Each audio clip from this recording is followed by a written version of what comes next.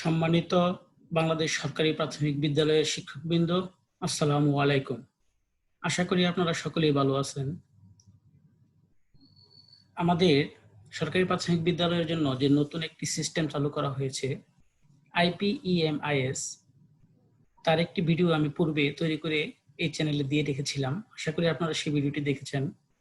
সেই ভিডিওতে আমি দেখানোর চেষ্টা করেছিলাম কিভাবে প্রথম অবস্থায় লগ ইন করতে হয় বা পাসওয়ার্ড চেঞ্জ করতে হয়।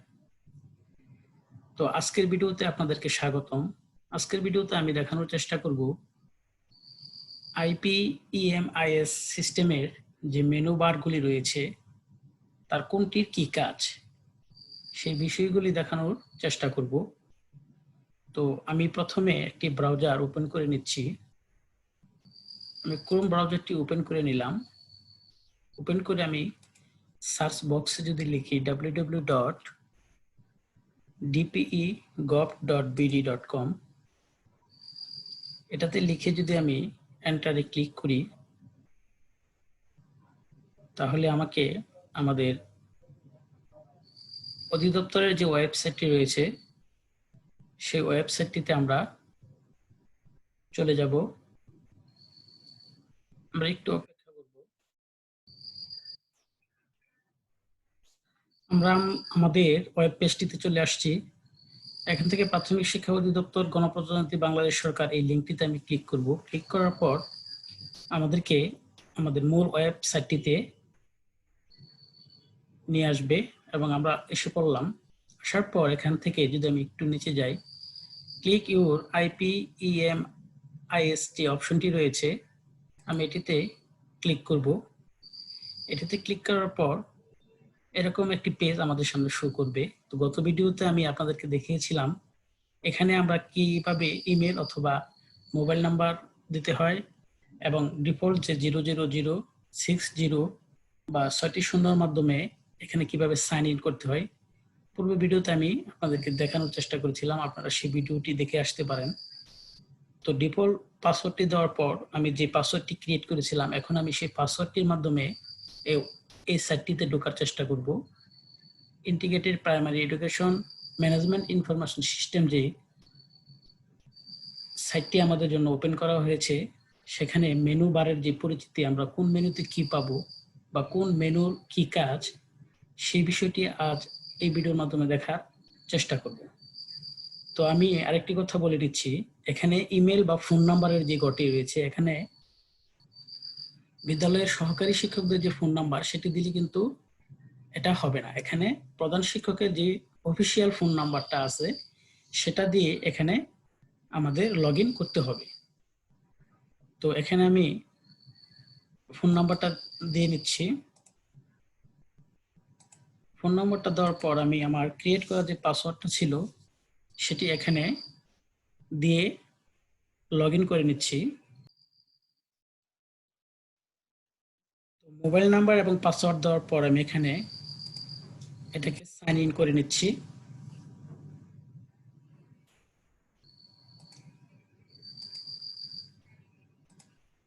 সরি, আমি আবার দিয়ে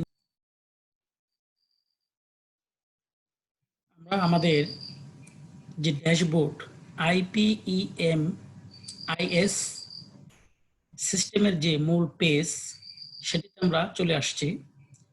এখানে দেখুন প্রথমেই আছে ড্যাশবোর্ড। এখন আমার সামনে যে পেজটি ওপেন হয়ে আছে বা শো করতেছে সেটি হচ্ছে ড্যাশবোর্ড। এখানে প্রথমে দেখাচ্ছে যে আমার বিদ্যালয়ের যে ড্যাশবোর্ডটি আছে তা 55% এখানে এটি পূরণ করা আছে। তো এখন প্রশ্ন হচ্ছে এই 55% যে তথ্য আমাদের এখানে দেওয়া আছে সেগুলো কোথা থেকে আসলো? এগুলো মূলত আমরা পূর্বে প্রাইমারি সিস্টেম বা ব্যবস্থাপনা এবং গ্রেডেশনের যে তথ্য আমরা দিয়েছিলাম তার সমন্বিত ফলাফলই হচ্ছে আমাদের এই 55% ফলাফল। তাহলে বাকি থাকলো এখানে আর 44%। আমাদের 44% এখানে আমাদের কভার করতে হবে। এখানে যে অপশনগুলো রয়েছে বাম পাশে ড্যাশবোর্ড, তার নিচে আছে দেখেন আবেদনের তালিকা, তারপরে আছে শিক্ষক ব্যবস্থাপনা, তারপরে আছে বিদ্যালয়ের তথ্য, তারপরে আছে প্রোফাইল আপডেট, শিক্ষার্থীর সারাংশ, বার্ষিক সুমারি এবং বার্ষিক পাঠ্যপুস্তক বিবরণ। এই সবগুলো অপশন মিলিয়ে আমাদের এখানে 55% আপডেট অটোমেটিক্যালি করা আছে।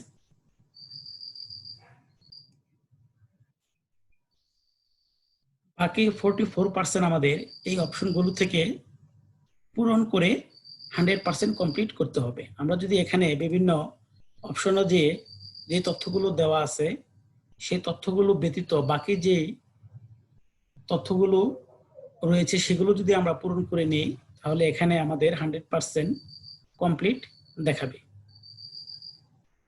তো পাসওয়ার্ড ক্রিয়েট করা এবং লগইন সিস্টেম করার পর আমরা যখন এই পেজটিতে আসব, এখানে আমাদের সর্বপ্রথম কাজ হচ্ছে প্রোফাইল আপডেট যে অপশনটা রয়েছে দেখুন, শিক্ষক ব্যবস্থাপনা, বিদ্যালয়ের তথ্য এবং প্রোফাইল আপডেট যে অপশনটা এখানে রয়েছে আমাদের এই অপশনটিকে প্রথমে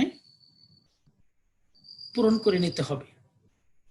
তো প্রোফাইল আপডেট যে অপশনটা এখানে রয়েছে সেটি মূলত বিদ্যালয়ের প্রধান শিক্ষকের বিভিন্ন তথ্য দিয়ে আপডেট করে নিতে হবে। এখানে প্রোফাইল আপডেট মানেই হচ্ছে সংশ্লিষ্ট বিদ্যালয়ের প্রধান শিক্ষকের সকল তথ্য এখানে দিয়ে তারপর প্রোফাইলটাকে আপডেট করতে হবে। যেহেতু একটি প্রতিষ্ঠানের প্রধান হচ্ছে প্রধান শিক্ষক, তো তার নিজস্ব যে শিক্ষক তথ্যগুলো রয়েছে সেই তথ্যগুলোর মাধ্যমেই প্রোফাইল আপডেট করতে হবে।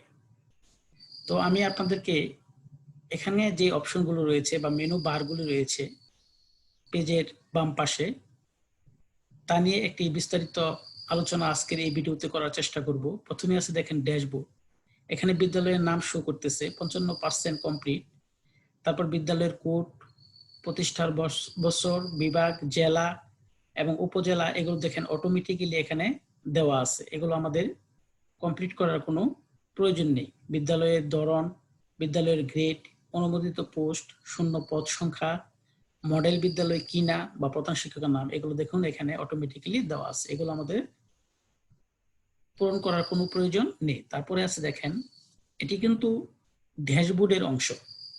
ড্যাশবোর্ডটা কি? ড্যাশবোর্ডটা হচ্ছে আপনি যত রকমের তথ্য দিয়ে এই সাইটটাকে পূরণ করবেন তার সকল বিষয় একটি পেজে শো করা হচ্ছে ড্যাশবোর্ড। তো তারপরে আছে দেখেন ছাত্রছাত্রী তথ্য। এখানে আমি যে বিদ্যালয়ে এটি নিয়ে কাজ করতেছি সেই বিদ্যালয়ে এখানে জেন্ডার আছে দেখেন, ছেলে আছে 147 জন, মানে 50% এখানে, আর মেয়ে হচ্ছে 144 জন, 49%। তো এখানে মোট ছাত্রছাত্রী 291 জন। এগুলো আমাদের পূর্বের যে সিস্টেমগুলি ছিল সেখান থেকে এখানে দেওয়া হয়েছে। তারপর এখানে দেখেন জাতি গোষ্ঠী বিশেষ চাহিদা সম্পন্ন বিদ্যালয়ে যদি থাকে তার ডাটাগুলো এখানে দেখাচ্ছে। তার নিচে যদি আমি যাই, প্রাথমিক, প্রাক প্রাথমিক থেকে পঞ্চম শ্রেণী ভর্তির পরিসংখ্যান, এখানে একটি বৃত্তের মাধ্যমে বিভিন্ন রঙের সাহায্যে দেখানোর ব্যবস্থা করে তারা রেখেছে। দেখুন ইয়েলো কালার যেটা, এখানে বিভিন্ন কালারের অপশন রয়েছে। সেই অপশনগুলোতে প্রাক প্রাথমিকে কত আছে, তারপর প্রাক প্রাথমিক ব্যতীত অন্যান্য কত পার্সেন্ট ছেলে, কত পার্সেন্ট মেয়ে, এগুলো এখানে শো করতেছে। এবং প্রত্যেকটি ক্লাসের জেন্ডার যে পরিসংখ্যান ছেলে এবং মেয়ের যে একটি গ্রাফ চার্ট এখানে তা দেখাচ্ছে। দেখুন আমি যদি কার্সরটাকে এখানে নাড়াচাড়া করি, দেখুন এই পয়েন্টগুলিতে মেয়ে, তারপর এই পয়েন্টগুলিতে মেয়ে দ্বিতীয় এবং ছেলে তৃতীয়, এরকম একটি চার্ট কিন্তু এখানে শো করতেছে। তারপর দেখুন আরেকটি এখানে ফ্লো চার্টের মাধ্যমে প্রতি ক্লাসের ছাত্রছাত্রীর পরিসংখ্যান এখানে দেখাচ্ছি। তারপর শিক্ষক শিক্ষিকার তথ্য, এখানে অনুমোদিত 8 জন, সক্রিয় 8 জন, তারপর কজন মহিলা, কজন পুরুষ শিক্ষক, 50% নারী, 50% পুরুষ, এই বিষয়গুলো এখানে তারা শো করিয়ে রেখেছে। তারপর দেখেন সিই নেট এবং ডিপিএড ট্রেনিং এর মধ্যে কে কতজন সিএনএট করেছে, কে কতজন ডিপিএড করেছে এবং কতজন বিএড করেছে সেই বিষয়গুলো এখানে তারা দেখাচ্ছে। তারপর জব পোস্টের পরিসংখ্যানও এখানে দেখানোর চেষ্টা করেছে। এভাবে শিক্ষাগত যোগ্যতা, তারপর বয়সের পুরুষের পরিসংখ্যান, এভাবে সকল বিষয় অবকাঠামোগত তথ্য যে বিষয়গুলি আছে, কয়টি দালান আছে, কয়টি কক্ষ আছে, আসবাবপত্র কি পরিমাণ, টয়লেট কি পরিমাণ, সুযোগ সুবিধা তথ্য, একাডেমিক এবং ভৌগোলিক যে তথ্যগুলো আছে সকল বিষয় এখানে দেখাচ্ছে। তারপরে দেখেন আসবাবপত্রের যে তথ্যগুলো আছে সব বিষয় এখানে শো করতেছে। ওয়াশ ব্লক কয়টি আছে, টয়লেট কয়টি আছে, এই বিষয়গুলো তারা এখানে সুন্দরভাবে গ্রাফ চার্টের মাধ্যমে পার্সেন্টেজ সহকারে তারা এখানে দেখাচ্ছে। তারপর আইসিটি সরঞ্জাম সম্পর্কিত বিভিন্ন তথ্য এখানে দেখাচ্ছে। তো এই হচ্ছে আমাদের বিদ্যালয়ের ড্যাশবোর্ড। তারপরে যে অপশনটি রয়েছে দেখেন আবেদনের তালিকা। এখানে যদি আমি ক্লিক করি, এই আবেদনের তালিকাটা কি এই বিষয় নিয়ে আমি একটু আলোচনা করে নিচ্ছি। আবেদনের তালিকা হচ্ছে এখন থেকে যেহেতু আমাদের এই IPEMIS সিস্টেমের মধ্য দিয়ে সকল ধরনের ডাটা আমরা এখানে দিব। যেমন আগে আমরা বইয়ের চাহিদা দিতাম আমরা এই ব্যবস্থাপনার মাধ্যমে, তারপর শিক্ষার্থীর তথ্য, তারপর শিক্ষিকার তথ্য আমরা দিতাম প্রাইমারি সিস্টেমের মাধ্যমে। তো সেই সিস্টেমগুলো এখন আর আমরা ওখানে না দিয়ে সরাসরি এখানে দেওয়ার ব্যবস্থা আমাদের জন্য করে রেখেছি।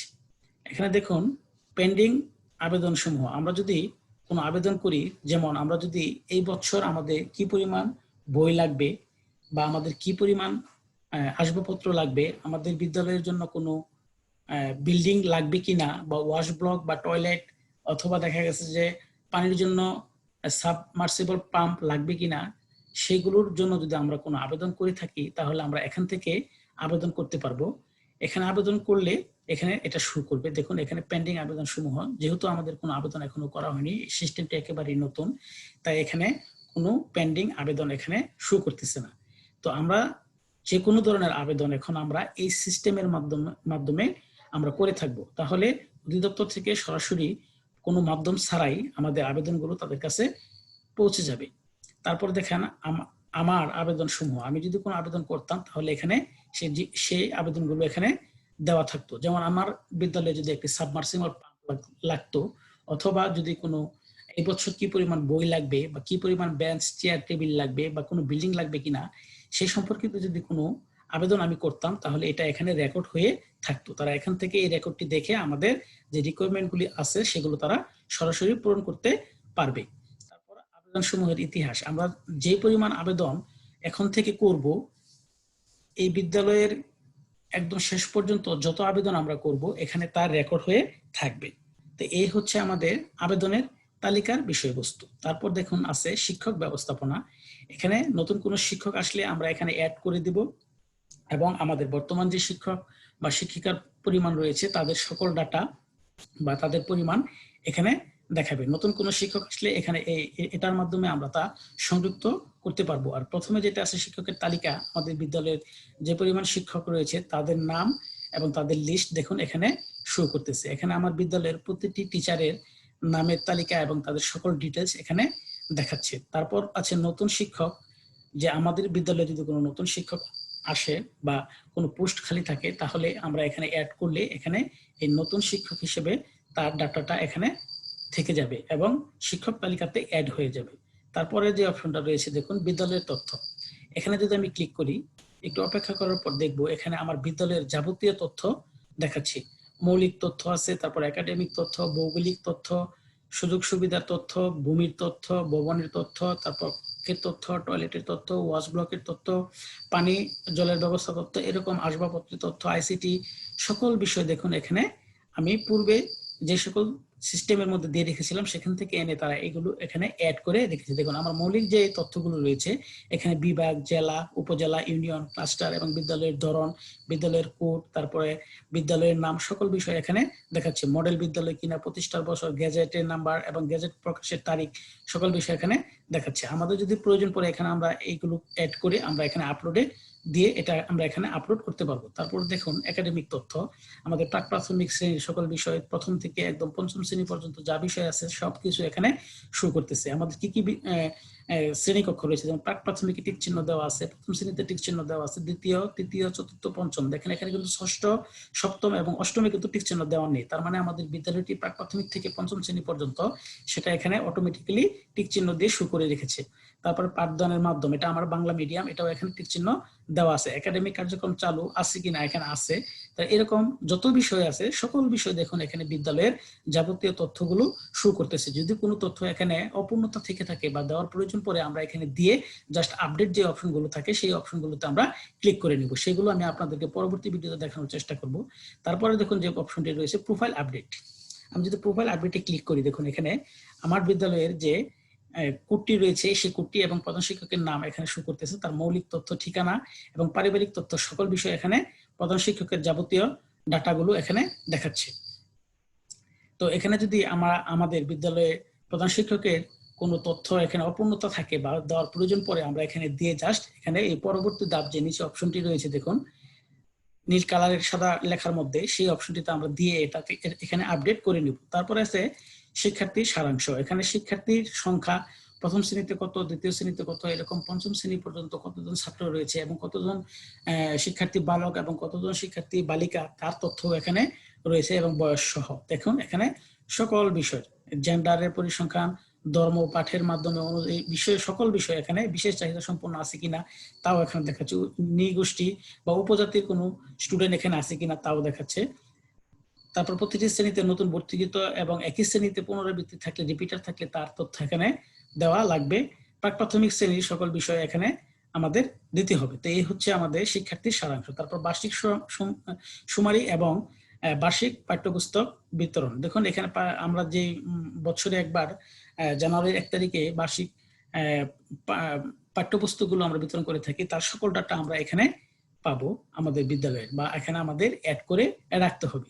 তো এই ছিল আমার আজকের ভিডিও। আপনারাও এই ভিডিওটি দেখে আপনাদের হয়তো বা ধারণা হয়েছে যে IPEMIS সিস্টেমের যে অপশনগুলো রয়েছে এই অপশনগুলোতে কোন অপশনটির কি কাজ এবং কোন অপশনগুলোর মধ্যে কি জিনিস দিতে হবে, কি জিনিস অ্যাড করতে হবে, কোন কোন বিষয়গুলো আমাদের এখানে আপডেট করতে হবে, সেই বিষয়গুলো আশা করি আপনারা এই ভিডিও দেখে বা কোন অপশনে যে কি করতে হবে তা আপনারা এখন বুঝতে পেরেছেন।